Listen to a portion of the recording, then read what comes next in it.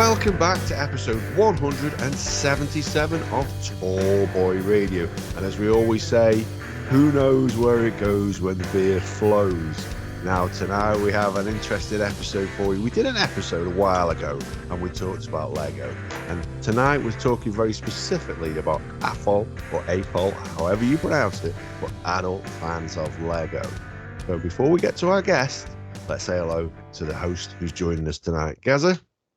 Yeah, evening all, evening the world. Looking forward to this. Sort of when you talk about Lego, it takes you back to your childhood. Always talking about sort of reminiscing and that sort of stuff. As Adam said, who knows where this goes when the beer flows. Looking forward to a few left turns along the way, and we'll see where we end up. Indeed. Now we're joined by a guy who is a creator, not just of Lego models, but of videos on YouTube.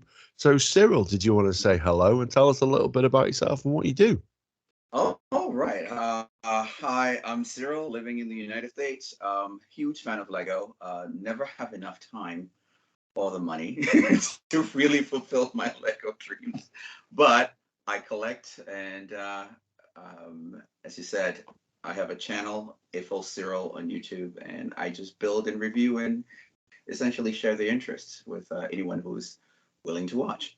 Yeah, and it's a pretty big community of people, especially like say the AFOL or AFOL. Is it AFOL or AFOL? I don't know. Oh, I guess it depends on where you're from in the world, but in the US it's mostly AFOL. Okay, so we'll say AFOL then for the purpose of this podcast. So yeah, it is a pretty large community, and actually now I think what we're seeing probably more than ever is Lego are targeting sets for adult builders, aren't they? Yes, they discovered the adults have the money and not the kids, so they went after them. And like a group of lemmings, we fell for it. Absolutely. Because I tell you what, it ain't cheap, is it? It's not a cheap hobby, this one. Oh no, it's not. And especially when sets retire, because every Lego set is essentially collectible, so they're on the shelves for about 3-4 years, and then they disappear, and then the price starts rising at that point, and it gets expensive. I'm lucky to have a wife who's very accommodating, and her rule is, as long as I don't find Lego pieces or sets all over the house, and you're not getting us into debt, have fun.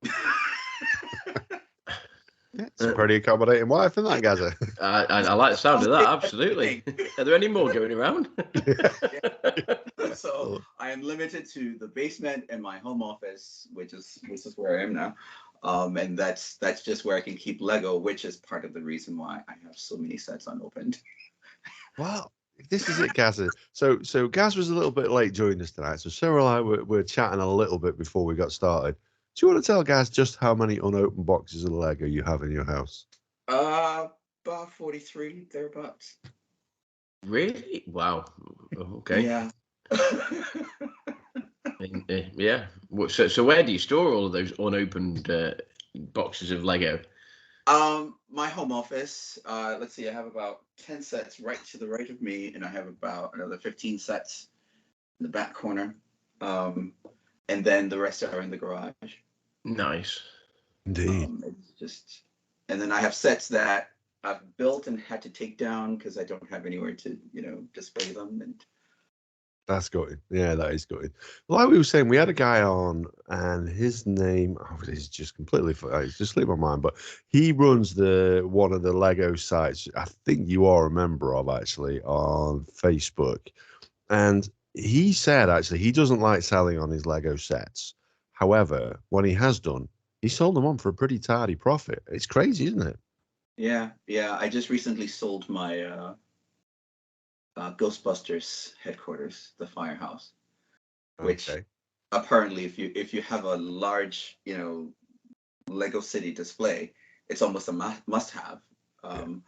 But I don't have that kind of a display. It was taking up a lot of room, and I found somebody who was very interested in it, so I was able to sell it for essentially about 100% profit. Wow. Yeah, I got it the week it retired. I didn't even know it was retiring. I was walking through the shop. It was there. I said, I can afford it. I grabbed it, only to find out a week later it retired. That's good timing. That is good timing. So yeah, so the guy we had on was a guy called Phil Fenn. He's an English guy. I don't know if you know. Yeah, he's Brick Geeks. That's the one. That's the Yeah, one. Yeah, yeah, yeah. yeah. So yeah, God bless him. So we had him on, and he's like yourself, big fan of Lego. So which set was it then that really? Tell us how you got into it. We were chatting a little bit before, but tell us how you got into Lego. Oh man, 1986. My mother picked us up from school. I mean, my brother and I walking with my mother back from school, and she says, "I have a surprise for you." And we, about a 20-minute walk, we were guessing the entire time. Couldn't nail what it was, and then we got home and she handed us Lego. I think it was a teacher's edition box number set number 1056. And it was only 860. I mean, back then it was a huge box, you know. It was 850 pieces, I think. And back then it was a big deal, you know. Yeah. So we were both completely excited. And the next day, my brother fell ill and couldn't go to school.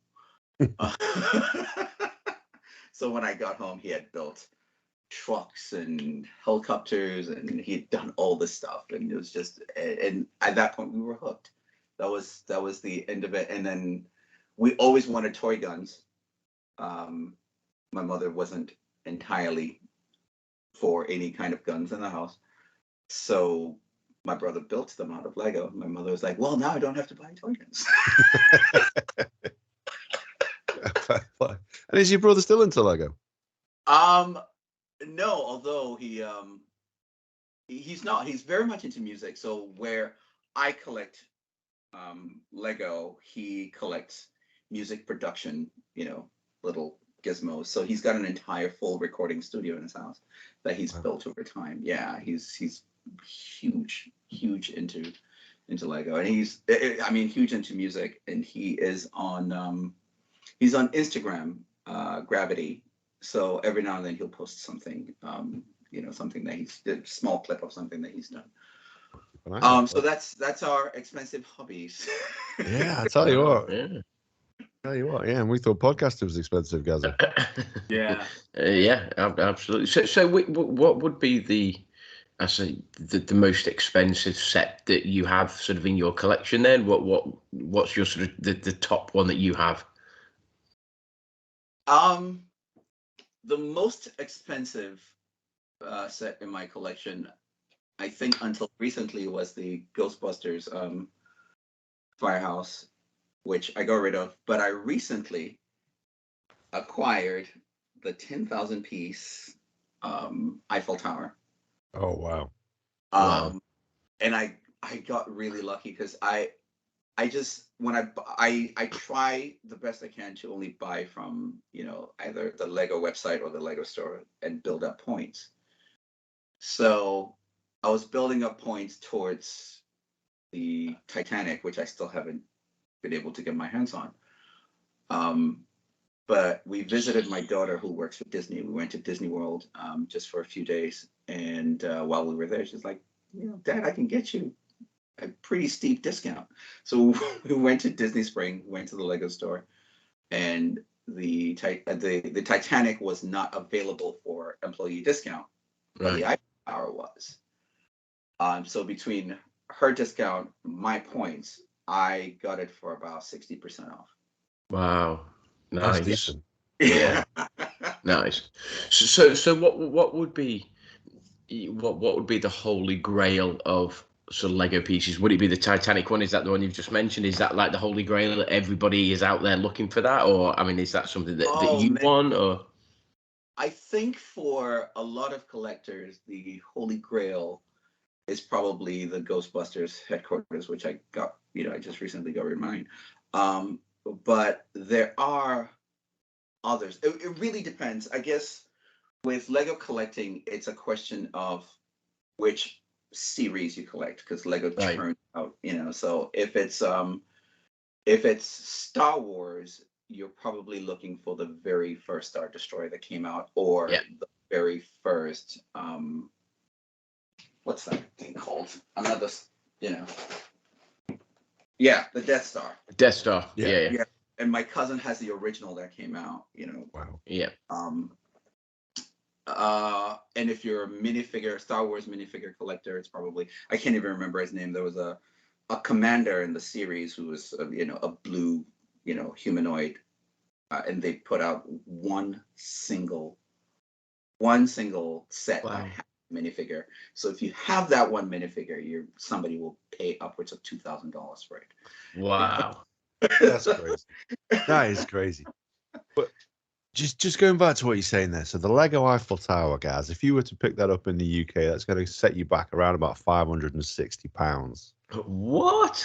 Yeah, so to get £60, 60% discount off that, dude, that's pretty good. Wow. I mean, it's strange because my missus shouted at me a while ago. We sort of moved house, and she sort of said, "Oh, where's all the Lego gone?" And I was like, "Oh, I haven't. I don't know. I don't remember seeing it." She went, "Yeah, I bet you've thrown it out." I was like, "I haven't. I promise." And apparently, if you listen to my good wife, I got rid of, I'll say hundreds, but she was saying close to maybe sort of £1,000 worth of Lego that I just was like, oh, it must have been in like a box or a Yeah. tub or something. I've just basically, we move in house. I'm like, yeah, we don't need that. Sort of get rid of it. And then she said, oh, where's all the Lego gone? I'm like, I don't know. It's not me. Oh, man. It's amazing what people are willing to get rid of, not knowing, and okay, if it's all the pieces together in a large bin, then it doesn't look like anything, worth it. But I'm in your, yeah, absolutely. You can back me up there. It was just a big tub of Lego, Yeah. and I just thought, yeah, just get rid of that. That's fine. Yeah. But if you have the instruction manual, if you're lucky enough to have kept the box, or even if you're able to put the sets together, then the value increases. It's not just random pieces; it's actual sets, and people will pay good money for that. Yeah, I see. One of our good friends is huge into Star Wars, and he collected this sort of minifigures, and he said what he would do is he would sort of travel around car boot sales, and there'd be people sort of saying, oh, give me a fiver, sort of £5, give me a fiver for the box, you can have the whole lot. And he would go in there, and he would have he would see an original figure in the packaging with the weapon, and he's like, that in itself is worth 50, 60, 70, 80, 90 quid. And like this person is sort of saying, oh, I just take the lot for a fiver. And as you said, I suppose if you don't really know what you're getting rid of, then you don't know what you've got, sort of thing. And he would travel around and buy loads of stuff. Yeah, and I think it's been made so popular to the point where in the US, there was a time when you could walk into a thrift store and find, among all the used goods that they're selling, you'll find Lego sets. Yeah. Now the thrift stores isolate the Lego sets and Right. actually sell them online. Right. Well, it's funny you say that. So where we are, we have like a charity shop right in the centre of Allstage, and I walk past it like a lot of the time. And I park my car, nipping to buy some beer, and I went past, and they had a Lego set in the window. And I was like, okay, fair enough. And it was like a little one. It was Gandalf and Frodo, and just them being pulled by the horse on the cart. It was like £10. I thought, it's a bit cheeky. It is a charity shop here. So I went, but they Googled it and they knew what it was worth. Yeah, they knew look, what I went on eBay and they were going for like £100. I was like, I'm still gonna build it and play with it. Like, so basically you bought it, is that what you're saying? I did, yeah. Yeah. It's strange because one of the things that, and I say it goes back, I don't know how long ago it was, but Adam bought this set of Lego and then proceeded to build basically a lap dancing bar with some random like Lego figure, like half suspended on this like pole dancing thing or whatever, and it's like, Beans, is that what you do in your spare time? He's like, yeah, pretty much. You just mess about with Lego. It's pretty cool. Looked good though, didn't it? It looked absolutely amazing. I don't know how many sets, sort of how many sets were took to sort of make that mashup of all different Lego sets. But no, dude, it was good. Yeah, I really admire people who are able to just create, right? Like great artists whose medium is Lego. Yeah. The most creative I get with Lego, because I build the sets, I collect the sets, I love the sets, but when it comes to doing what the Lego community called mocks, my own creations, uh, my winter village is probably it. And for that, I'll design the background, maybe a mountain, the train, and then lay out the train, the railroad, and then that's it. Place everything else. Place the other. So is that something then that you have lots of different Lego sets, and Mhm. the sort of the creative juices start flowing? You think, well, actually, I could sort of almost have a mashup, and I can use that from that set and that from that set, and then I can build my own creation. Or is there a specific and excuse my ignorance, is there, when you talk about your mocks, is that something Yeah. that lots of people go for, and do they post them? Do you look at them and go, oh my god, Oh that's yeah. incredible? Yeah. People do amazing things. Like, there's a website called Rebrickable, and what these creative sorts do, they'll take a set that's been released, right, and then they'll take just the pieces in that set and say, with this set, you can also build this. Oh right, okay, yeah. So So it's they, specific sets for yeah, specific for not yeah, what they the do set was that initially for. used for, but something else. Oh, okay. Yeah, but as also mentioned, they can take several different sets, mash them up Yeah, together, get something completely different out of it. yeah. And there are Lego clubs all over the place. I belong to one in where I live in Connecticut, in the U.S. Our group is Conlog. I've never been to a meeting, but I subscribe to their newsletter. I pay my dues every year, and I've only never been to a meeting because time. Yeah. Uh, but every Christmas they do an exhibition. There's a Christmas tree exhibition at a museum in Hartford, and they're invited to take part in it. And they have this entire winter scene, you know, and it's got the ski lifts and the skiers and Wow. snowboarding, and it's got the village and the train station and the airport, and each member of Conlog does creates their own little bit of it, and then they bring it all together, and Yeah. it's beautiful. And Yeah. sometimes, okay, they'll add a set that's been released, and it's just that set that makes part of the scenery, but most of the time it's just pieces that they've put together, their own individual Wow. creations, and it's just And that's really impressive. And you mentioned, sort of a minute ago, it's that creative element of having something that I suppose that the manufacturers, the makers, Lego sort of said, oh, well, you need to build it in this way, but then having that I say that creative juice that goes, well, actually, I'll use all these pieces and I can create this. And I suppose the yeah. Lego clubs, and I don't know, they would take lots of their exhibits, I suppose, or their sets, and they go, right, let's see what we can create, and then they literally, like, the artistic juices flow, and all of a sudden you go, after an hour, a couple of hours, you think, oh, this, wow, look at that, this is what I've done, and everybody Yeah. celebrates that, and then goes and retweets it and reposts it, and I suppose that's how the community grows. Yeah, it's pretty interesting.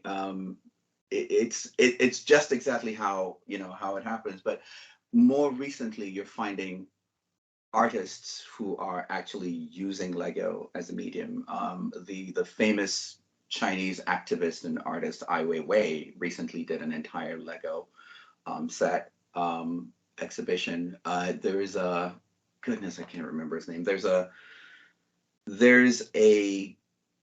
Ghanaian-born British artist who does Afrofuturism, and his medium is mostly black Lego pieces, and he builds cities out of, and Wow. it's just an amazingly beautiful thing. And goodness, I wish I could remember his name, given that he's from my native country. Uh, but he is one person that I wish I could get into an interview with, and really talk to him, pick his brain on how he got started. Because some of his some of his creations are just like, how did you even think that up? But Yeah. it's a beautiful thing to see. Yeah, it is impressive. And like you say, some of the stuff that people can build out of Lego now, it is art. It is absolutely art, isn't it? Yeah. So you obviously have Lego Masters USA over there as well. Yeah. Have you ever been attempted to apply for that? Oh, I think there's been 3 seasons now, and each season I've received an email from someone who's like, "Hey, I am casting for Lego Masters," and I'm like, "I'm not creative enough." I mean, I love the toy, I love the brand, I love the company, but my brother's the artist. My brother is like this. My brother will pick up an instrument and just play it. Just, I don't know, this gift that he has, he'll just pick up an instrument. The only instrument he's not been able to do that with is the guitar, which is why I started learning to play the guitar. That's it. Everybody loves that. That's fine. Yeah, but he sculpts, he does pencil work, he does watercolors, he does, he does music production. He's an artist through and through. And once we got our first Lego set, he's the one who fell sick and stayed home the very next day to build. And by the time I got home, he had built all these things that were not even included in the instructions. He had, gone beyond the instructions. I admire people like that. When they get, their stuff on Lego ideas and it comes to market, I make sure I get my hands on one. Like this set. Yeah. The Jazz Quartet, that Nice. by far is one of my favorite sets. I love that, but I'm not the let's sit down and come up with something new. Probably because I've never really put my mind to that. Like, let's just go buy the pieces and come up with something new, except for the Winter Village. And even the Winter Village is just, I learned how to build a mountain, built one large enough to put sets on, and that was enough creativity for me. What I want to know is, though, when you got home from school and you saw all of these sets being built, then did you then stay off the following day and thought, right, right, that's it now, I'm gonna show you, and you stayed off the following day? No, I was just silly enough to have said it out loud. You're not sick. You stay. And then, my mother caught on, so neither of us could, pretend to be sick the next day. But I think the next day was a Thursday when he stayed home. So the next day was Friday. We both went to school, and then we had the weekend to just mess around with it. So that wasn't too bad. The thing about Lego Masters is, they do it in pairs. So if you could get your brother to go on that with you, he's got the creative side, you've got the Lego building side. I have never thought about that. I've never thought about that. Huh. Surely that would work from what you've from the little bit of knowledge that you've just given me and Beans. Surely that would work. Oh my goodness! I've never. I will actually ask him so he can tell me no.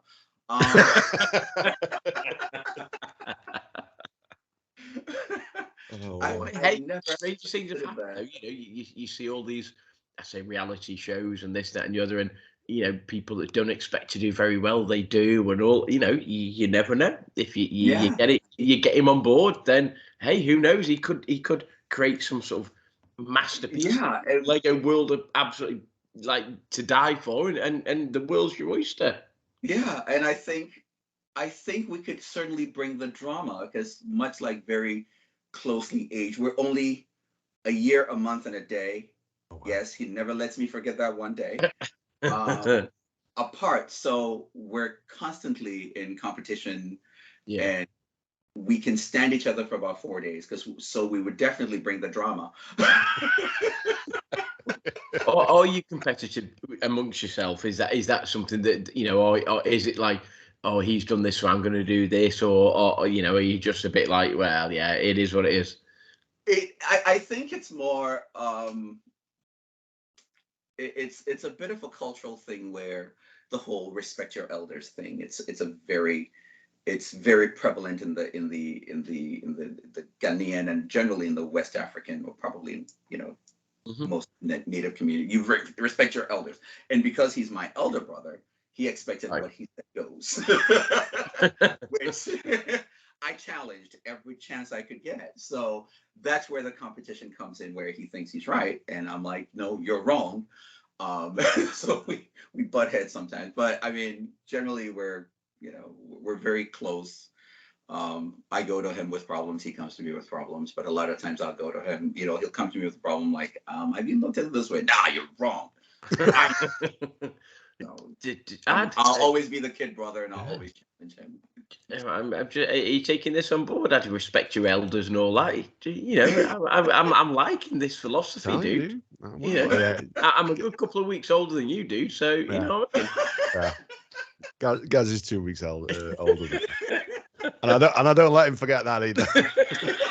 Yeah, it depends which way it works. He's like, dude, you're older than me. I'm like, yeah, but I'm older and wiser.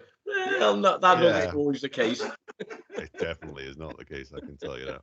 But I'm telling you now, dude, like with you and your brother on there, I'm telling you, I think people will be interested in that, especially if I've got 2 brothers. Gaz has got 1 brother. We tend to bicker with our brothers as well. So there's always that little bit of an element. I think that would be entertaining. Yeah, no, it would be interesting. Even if we got knocked out in the first round, I think it would be worth a shot. Just to do it. Just in the story of you two, just from what little I've known, that would work. You've obviously got a backstory in terms of sort of your family and your heritage and all that, and a lot of the time, on TV shows that they look at that. So I think you're definitely onto something there, Cyril. I think you need to make a phone call, and I think you need to get involved. So, That's it, yeah. Series 4. And if it happens on Series 4, then you heard it first on Tall Boy Radio. We were the ones.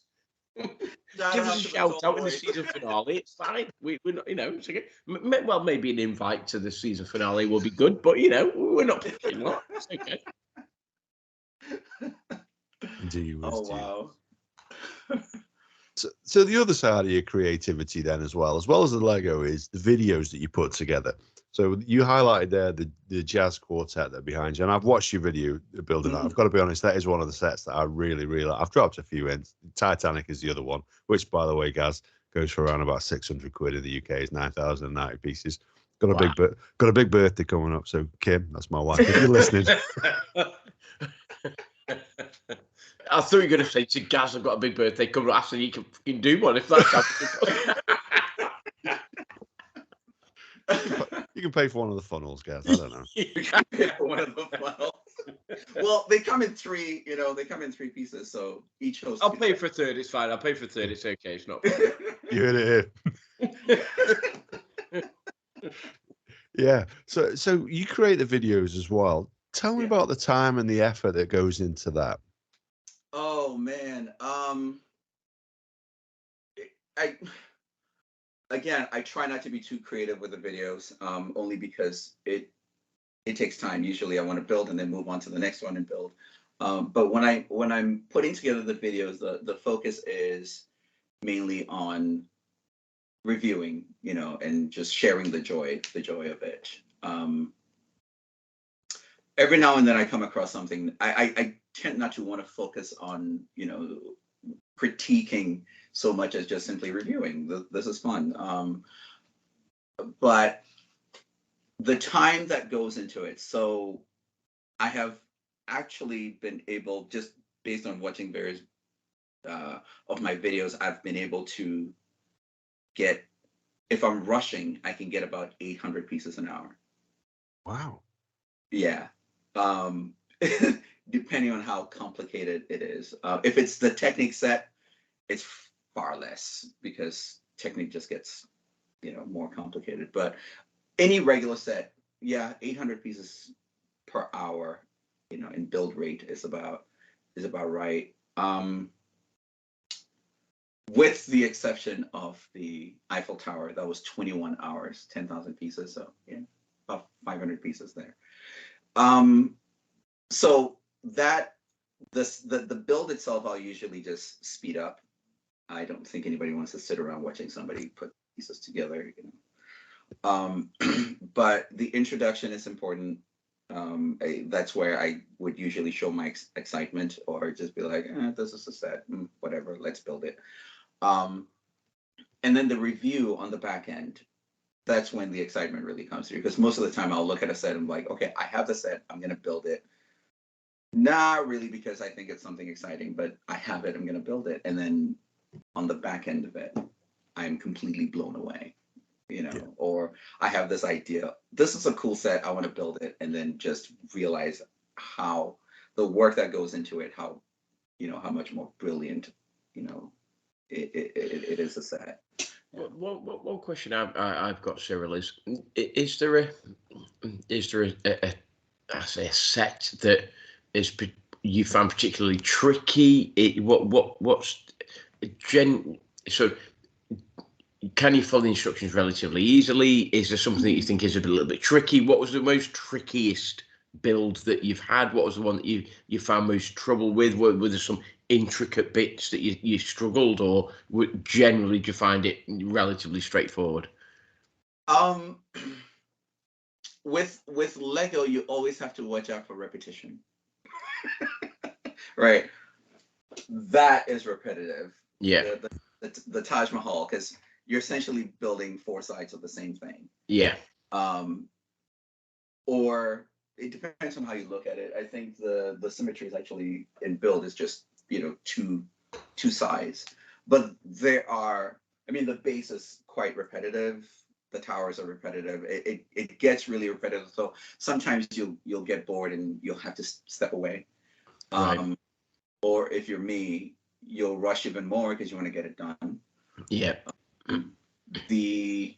As far as intricate builds, I built the Technique Land Rover, and the booklet, the instruction booklet, was 490 pages. Wow. Yeah. Wow. You see, I'd have been done after about page 10. I'd have gone, I can't do this. And you find a lot of people who actually get to that point and then, you know, end up, you know, letting it sit forever or giving it away. But that was because that was the very first Technic set I'd ever built. Right. And I like Land Rovers, despite all the problems that, you know, they've had in the past. I mean, they're like the quintessential SUV. And I just love that brand. So when they first released that one, I thought, oh my goodness, I have to have it. So I got it and I built it, and I didn't realize that the mechanism, you start building from the frame to the mechanisms, and the gearbox is actually built so that when you put the gear shift in reverse, it's going to move backwards. You know, it's actually built. So you built the mechanism, and I didn't realize that's what that was involved in those Technic sets. It was my first introduction to Technic sets, and needless to say, I have a couple more, and I haven't built one yet. Well, that's a lot. You see a lot of that feedback on there. Like, everybody loves buying the sets. Then you normally see afterwards, apart from Technics, nobody likes Technics. And I'll be honest, I've not touched any of the Technics myself. I just thought, nah, that just looks like a bit of a faff. I think you should, only to, you know, the wonder of somebody sat down and thought this through. Yeah. And I think with most Lego sets, it just blows my mind every time. Like, somebody actually sat down, and it's not like the Lego town buildings, so the modular sets of the buildings. Those, you can look at that, you can say, oh, okay, I can see someone. Okay, here's a bakery, here's that. Somebody actually, it's everyday stuff that you see. Mm-hmm. But for the Technic sets, the fact that somebody actually sat down and came up with it's still every day blows my mind. Like, it's just, I should probably take it apart and, you know, put it back in the box, but I'm like, nah, somebody put a lot of effort into that, and so did I, and I'm just going to keep it up, and it's going to collect dust. Nice. Yeah, and to be honest with you, some of the regular sets as well, I find myself building it. So this Christmas, myself and my daughter, we sat down and we built the Home Alone house. And even Yeah. when you putting the base together, obviously you've got the bit that you turn on the side. It's going to Yeah. make the Michael Jordan figure rotate Yeah. to make it look like, for Joe Pesci, that there's actually somebody inside the house, and it makes the record thing spin as well. I tell you what, there's a lot of thought goes into that as Yeah. well, isn't there? Yeah. Yeah. It's I actually got a chance to build that. That was the centerpiece for my winter village this year, so I got a chance to build that. But man, you can tell the entire film just by pointing to different things. You can tell the entire story. Yeah. I thought that was really, really well done. Yeah. One question I've got for you is, and I know they've done the Star Wars set, they've done the Harry Potter set, they've done loads and loads and loads of different things. What's the one franchise or the one film or the one show or whatever it may be that you think that Lego should do that maybe they haven't already? Is there something in your mind that you think, oh my God, if they released that, then I'd go out and buy it, and I don't care what it costs. I'm going to get it, and that's it.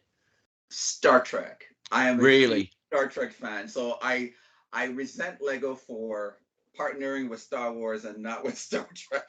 You see, I'm a Star Wars fan. I like Star Trek, but I suppose if you stood me up against a wall and said you've got to choose Star Wars or Star Trek, I would go Star Wars. But is there no Star Trek Lego then out there, or None. wow, really? None. And I don't know if it's a question of Lego's relationship with Disney versus Lego's relationship with Viacom and Universal. Yeah.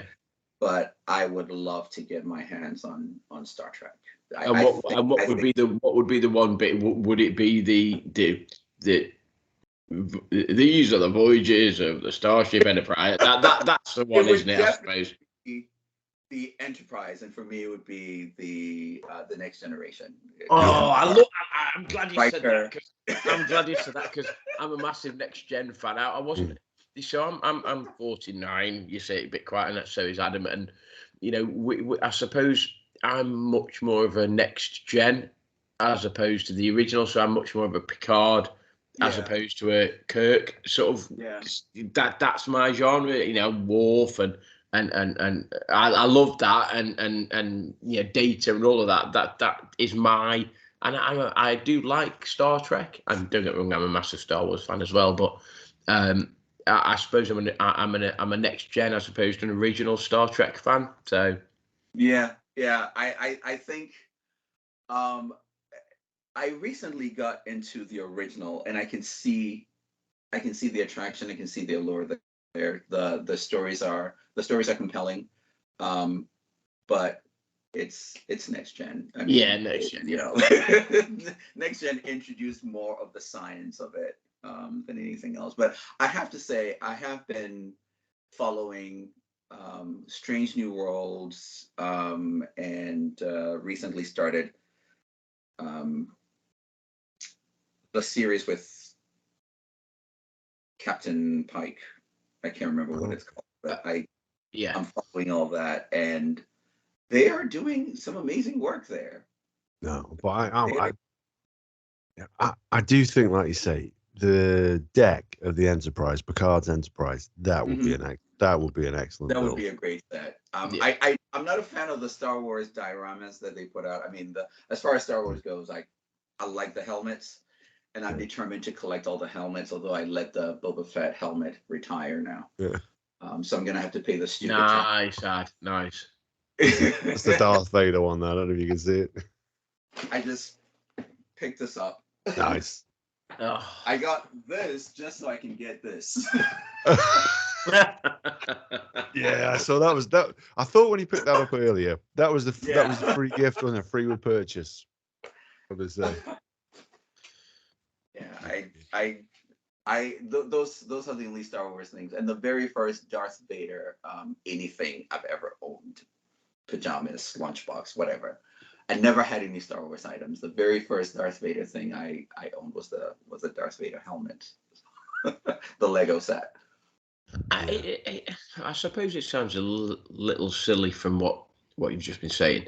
I mean, are they collectible? Is there a big market for them, or are certain sets going for ridiculous amounts of money? Are there certain sets out there that there's only ever been 1 or 10 or 100 ever made, and is there a big market for that? Yeah, there's quite a market for it, and there's an increasing market. I mean, every single day you open up one of the Lego pages on YouTube, and on Facebook, and you're likely to find somebody who says, "This is my first Lego set," Wow. Yeah. Then everyone says, "Oh, welcome to the addiction."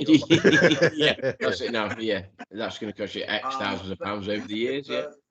there's a huge market for those people who are just they're adults now. They have the disposable income. They're just getting into it.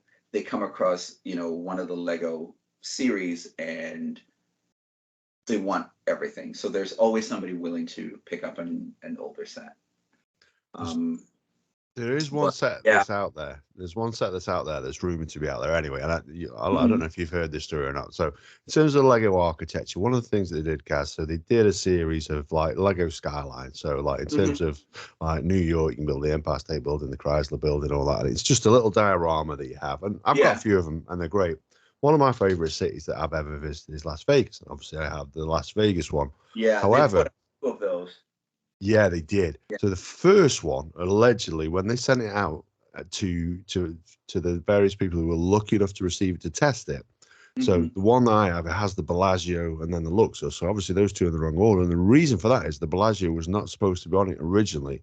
It was supposed to be Mandalay Bay. And obviously there was a shooting at Mandalay Bay. Yeah. Right. But there are sets out there that when they sent them out to be tested that have Mandalay Bay on there. It wasn't just the testing. It hit the market. Oh, really? The market, and within a week there was the shooting, so they pulled everything back. So a few people were able to get their hands on it, and now if you have one with a Mandalay Bay mint in the box, it's worth, What is it worth? Because it's no longer available. So give me a number. What would that be worth? Are you talking thousands of dollars, or? I haven't checked it. There's a website called Brick Economy. And Brick Economy actually gives you the current going price of, what the retail price is versus what the market price is. Yeah. And I haven't checked in a bit, but it's I think the last time I checked it was into the high hundreds. So by now, I expect it'd be thousands. Thousands. Yeah. Yeah. And then they had the Osprey. The Osprey that was the Technic set, the Osprey that was released, and somebody complained that this is an implement of war and blah, blah, blah. And Lego's very conscientious about that. So they pulled it off the market. And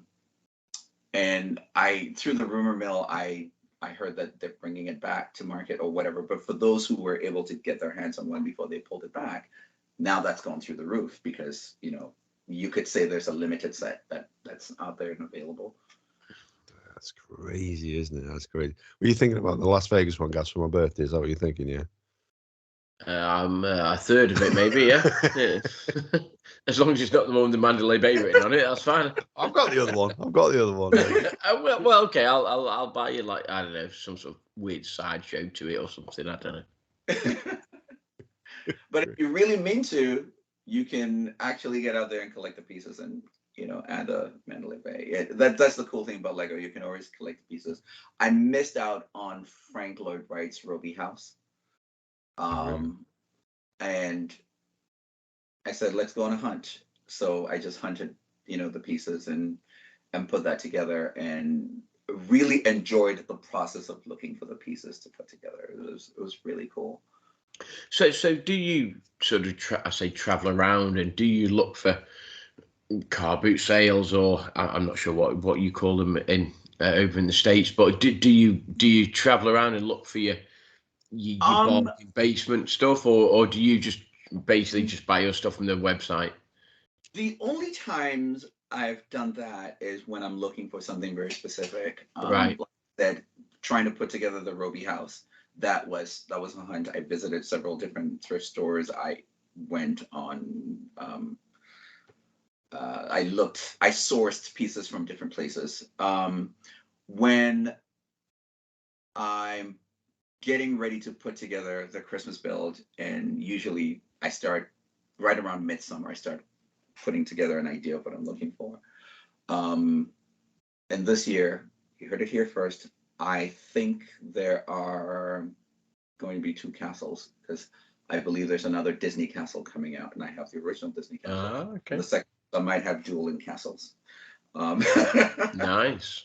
Which means the mountain and the tunnel, the train tunnel that I build usually now has to get bigger. So I'm looking for burps, big ugly rock pieces. So I can, it makes it easier, because I think it's about it's a tier. It's a piece that actually is the height of 6 regular bricks. Right. So with that big ugly piece together, multiples together, you can actually build a wall or a mountain very fast.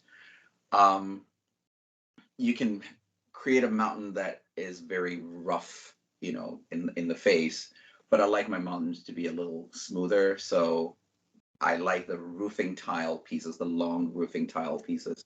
So that's what I, or so starting in midsummer, I'll go to my regular Lego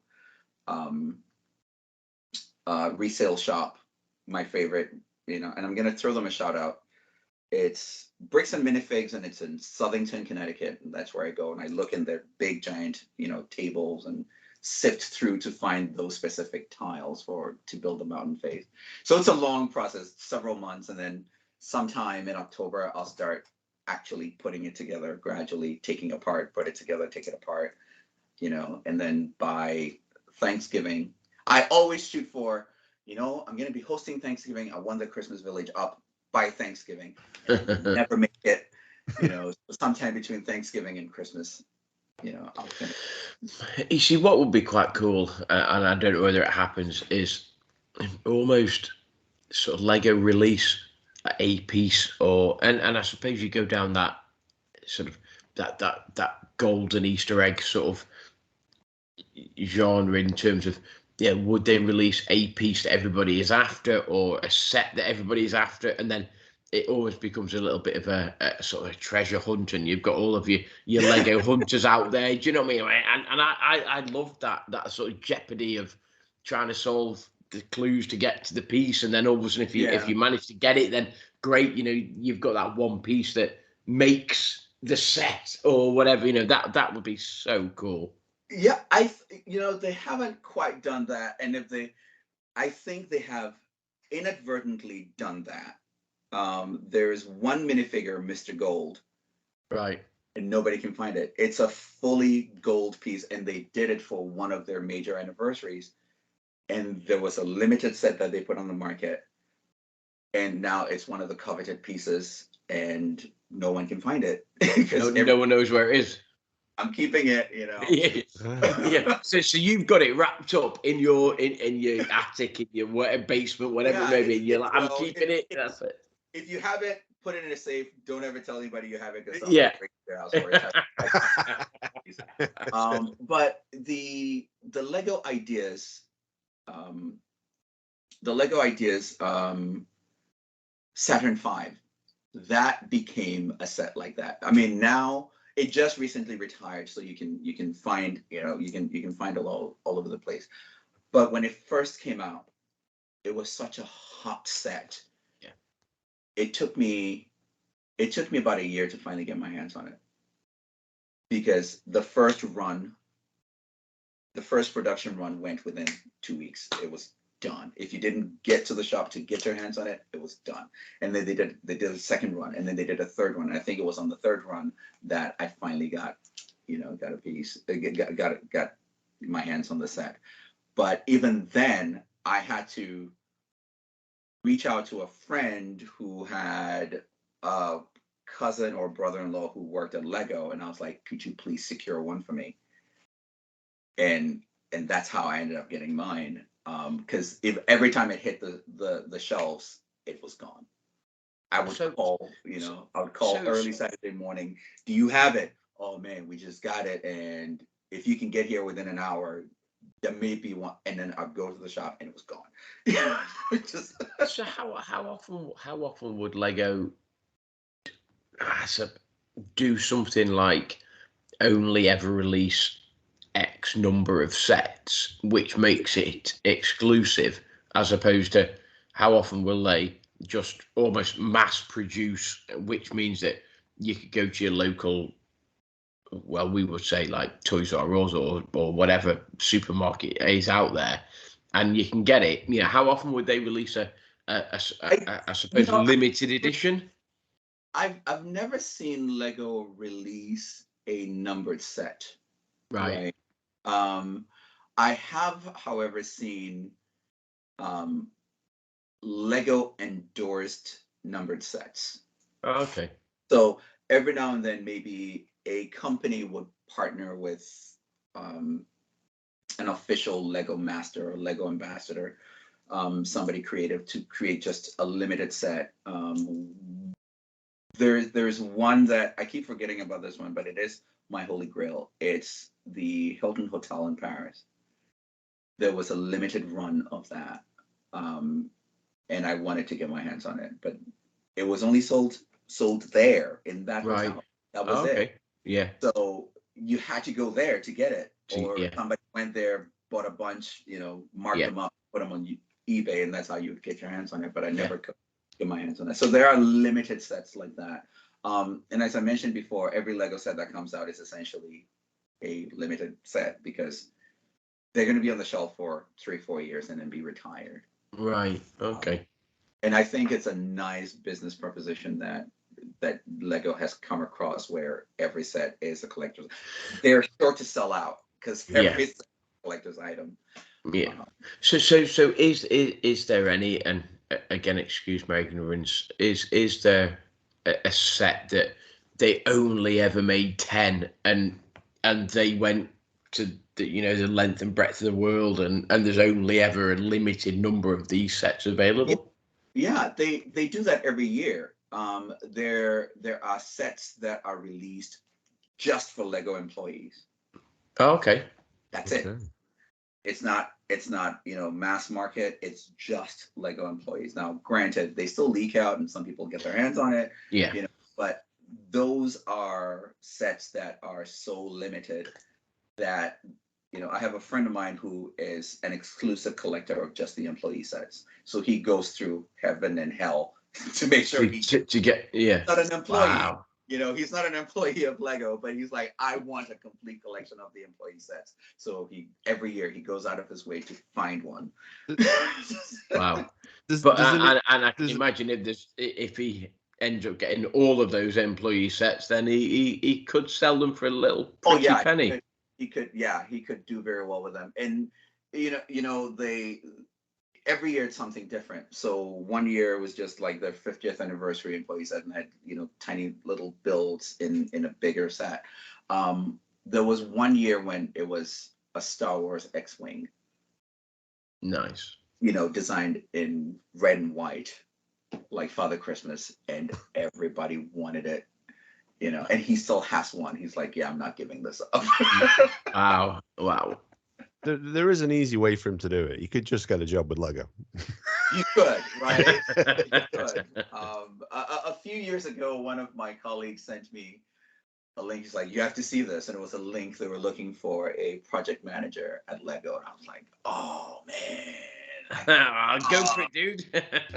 But I thought, man, that because for a while, Lego's North American headquarters was in Connecticut, but it was like the northern tip of the state. And for me, that'd be an hour and a half one-way commute every day to work. Yeah. No, I don't. No. You must have been tempted. I was tempted. I was really tempted, and I was like, I don't know if I don't know if I want to spend 3 hours in my car every day. Yeah. And I don't think I can afford, the cost of petrol to get up there and back every day. That's fair enough. That's fair enough, isn't it? So, in terms of the sets that you built there, then, Have you ever bought a Lego set and been disappointed with it once it's done? I want to say no, because just the joy of the process is in itself, I guess, rewarding. But if there is one that I built it and I pray every day that it doesn't, that didn't show in the video, but I'm about to reveal it. I think it was the double-decker bus. Okay. Yeah, I built it and I was like, oh, okay. Is that it? Like, okay. And then there are other sets that I've built that I remember building the right up there, the ISS, the International Space Station. I was so excited because the day it was released, I went to the Lego store early in the morning and I bought it and I came home and I built it and I, edited the video and I posted it that day. And I remember throughout the video, I kept screaming, "This is so cool!" My wife said, "You have to go back and remove all the screams." I was like, but, I mean, it's just that cool. No. You have to go back and remove. So if you get a new Lego set, how long between purchasing and completion? Like, did you have to go home and like build it right there and right then, or is it something that you can think, I'll do it tomorrow, or I'll do it? Is it like, oh my god, I've got to do it? It's about to embarrass myself with this one. There are some sets that come in and I'm like, I cannot wait to get this done. But then, there's a reason why I have 43 boxes unopened. Yeah. All of which I want to build. It's a question of finding the time. And then to a certain extent, committing to put every build of mine on YouTube has actually taken away from the hobby. So now it's become work. So every time I'm going to build, set up, and blah, blah, blah, blah, blah, blah, blah. So I really have to be conscientious about making time to build. And I think that's where I've let life get in the way to the point where I haven't, my time between acquisition and build keeps increasing. It's getting big, yeah. Keeps getting bigger. And now I've gotten to the point where I have sets that I wanted to build, I kept putting off, and now they've retired, right? So the corner garage was a great set. I wanted to build it, never got around to it. Now it's retired. Now it's worth double the price that I paid for it. So now I'm torn. Do I build it? Do I keep it? Like it's I don't know, but that one sounds like it needs to find its way online. I think I am actually going to build. So I'm making you a promise. Okay. I'm putting a new video up this coming week. Any hints to what it might be? I would love to do this one, actually. My wife got me this. And oh, nice. Yeah, I would love to do that, but it's a question of whether or not, I'll have time. 3,000 pieces. That'll take 4, maybe 5 hours to get done. So I'm gonna try. It might take days, but I'm gonna try. Yeah. And then I have Luke Skywalker's helmet that I really want to build. I actually got on I want to say Bricks Box. They make display cases.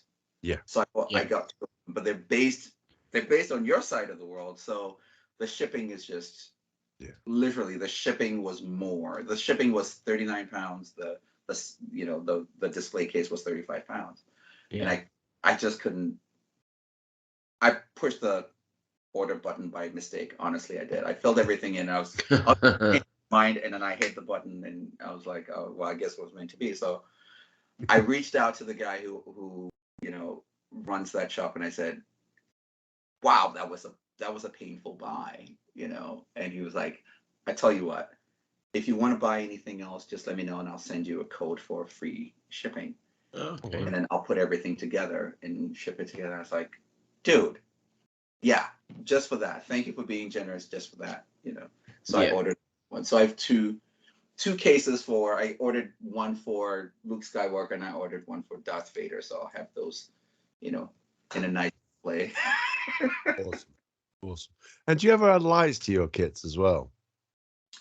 Analyze. No, do you ever add lights, sorry, to the kits? The light kits you can add to your set. Yeah, I do have kits that are lit up mostly because the only kits that I really go out of my way to display are the Winter Village. I make sure that I get, you know, lights for them. And some of the light kits are very, very simple to put together. Others you're just like, dude, you need an engineering degree to do it. You know, it's just and I reviewed two light kits, one for the Winter Village fire station, and then another one for the Winter Village train set. The one for the train set, I really liked it. It looks great, but it wasn't designed for a motorized train, right? The way they designed the light set, you cannot have the train moving and lit up at the same time without doing some really intricate stuff to it. So I wasn't too much of a fan. But after I did the fire station, I realized, you know, rather than buying the light kit itself, I could just buy the lights individually and put them together. Yeah. My Winter Village is lit up. But it's just simple light bricks that I get, you know, with USB connections. And the next major light set I'm going to get is going to be for the Eiffel Tower, because it sits so high. I had to remove a lamp from the basement to put it on the coffee table because the base is that big. So my wife said, well, you killed one lamp, you have to light that up so that it's actually like, yes, ma'am. So I'm actually going to get a light kit for that so I can turn it on, you know.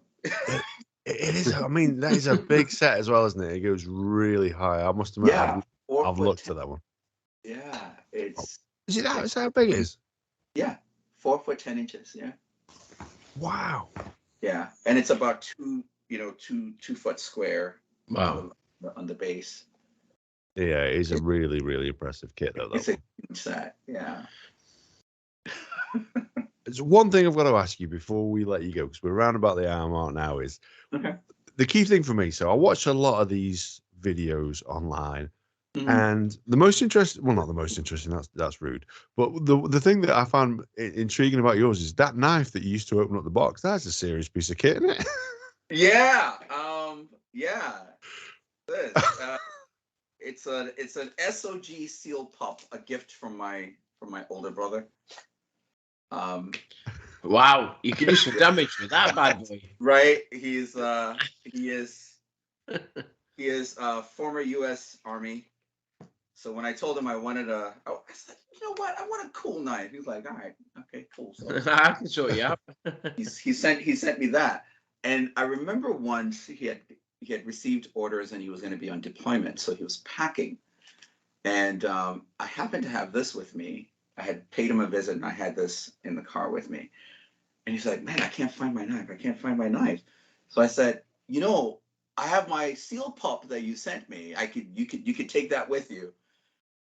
And without even realizing he was quoting Crocodile Dundee, he said, that ain't a knife. and I was like, wait, what? He said, yeah, that ain't a knife. And then he pulls out the knife he was looking for, which was a much bigger, deadlier looking knife. He said, this is a knife. And I literally fell on his bed and I am cracking up. And he's like, what is so funny? I'm like, dude, you won't believe this. So I pulled it up on YouTube and I said, this is exactly what you just said. That ain't a knife. This is a knife. Brilliant. Oh, man, that is cool. So, like I said, we normally keep these episodes to around about an hour. So, chuck us out there just quickly. Any sets that are coming out there soon, that you are absolutely have to buy, or one that they haven't made yet that you think they absolutely should, other than the Enterprise?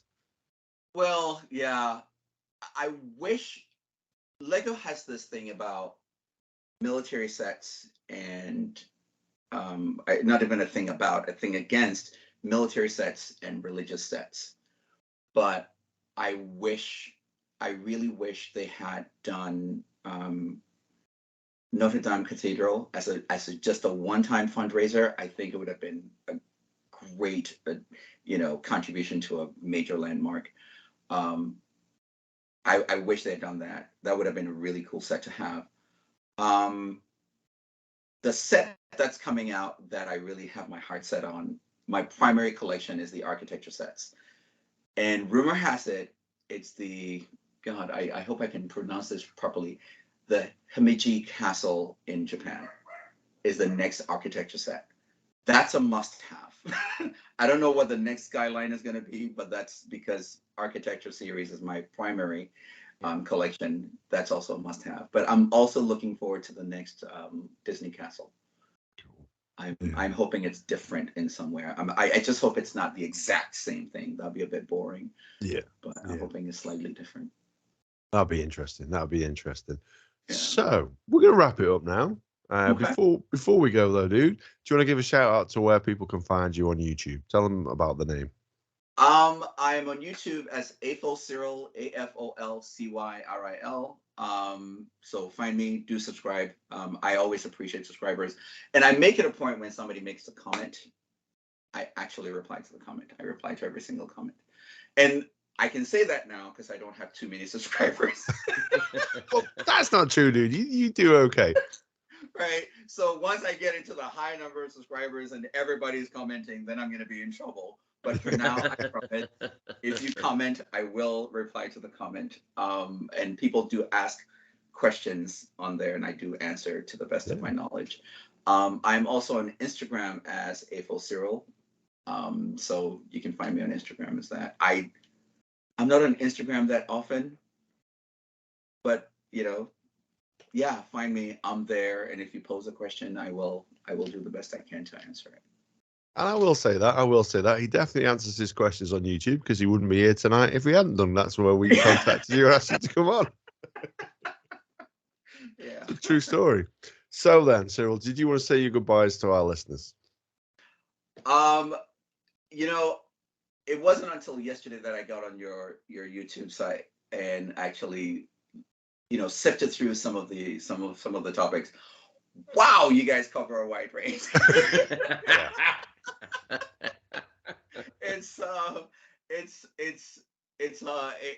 It's really engaging. It's a lot of fun, and as you always said, at the start of your show, you never know where it's going to go.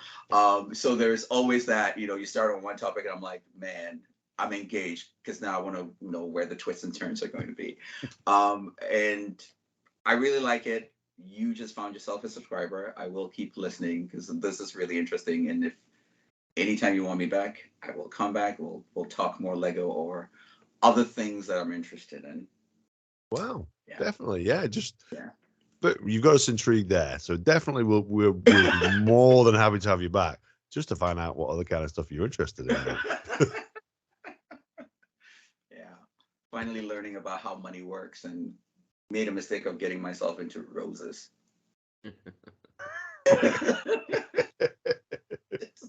Cool. There's a future episode he's pitching there. Yeah. Gaza? I love having episodes where we have guests. It's fantastic to sort of chat to Cyril, get to know him a little bit. I'd love to have him back on, in however many sort of weeks in time, just to see whether or not he's able to sort of talk us through a little bit about sort of, I don't know, his wish list and whether he's been able to sort of fulfill his wish list and stuff. But yeah, absolutely fantastic guest. Love having him on, and let's look forward to next time. All right. Indeed. Thank you so much. It's been a blast. This is a lot of fun.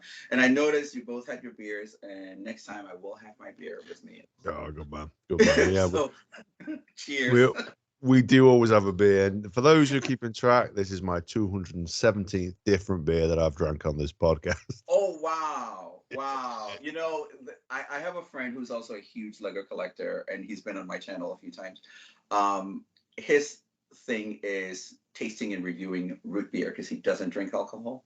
All right. Okay. Wow. But he will source root beer from all over the country, taste and review it. Okay. I will tell my wife, because my wife is a huge fan of root beer. True story. She absolutely. We're in the States this summer, and she is so excited about trying proper root beer again. Yeah. Jukebox is his nickname. But he loves it. He loves root beer. Oh, that's awesome. That is awesome. And I'll tell you what goes well with root beer as well, and that's our sponsors. So Ollie's Snacks. So if you want your olives, your nuts, your pretzels, or your chocolate covered pretzels, head over to ollies-ollies.com. And with the promo code TALLBOYRADIO, all capitals, all one word, you can get 20% off your order as long as you're based in the UK. And with every order placed on their website, they donate a school meal to a child in need with the help of One Feeds Two. So that just leaves it to me to say, thank you, Cyril, for joining us. We've loved this episode. And yes, we will be doing another one just to find out what other kind of stuff that you are into. And just to see what kind of beer you're into as well, dude. So that leaves it for me to say thank you and good night. You are most welcome. Thanks. Cheers, guys.